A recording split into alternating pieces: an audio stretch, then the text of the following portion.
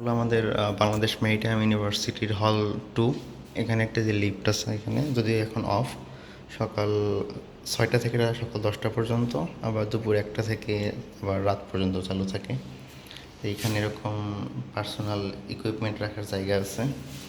তো লিফট থেকে বের হওয়ার পরে এখানে একটা যেরকম কাঠের রুম, একটা ফ্লোরে অলমোস্ট 1টা 2টা 3টা 4টা 5টার মতো ইয়া থাকে, কমন বেসিন।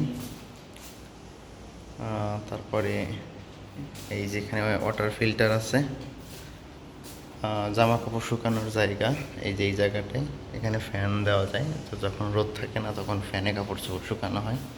এটা হলো আমাদের স্টোর রুম, এটা হলো স্টোর রুম। আচ্ছা, প্রত্যেকটা রুমের সামনে এরকম একটা করে শু র্যাক আছে। আর আমরা যদি দেখাই, এখানে আমাদের এরকম বেলকনি থাকে। বেলকনিটা হলো এই যে সুন্দর সবুজ বাগান, এখানে কিছু গাছ লাগাই রাখছি আমি।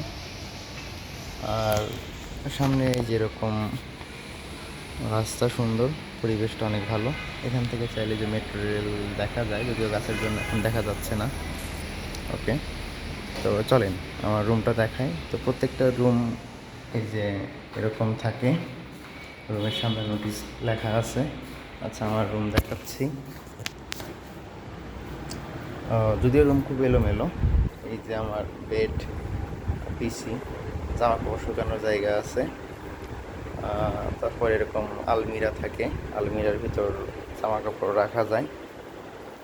আর ওয়াশরুম দেখাচ্ছি, ওয়াশরুম ক্লিন থাকে, এই যে এরকম ওয়াশরুম।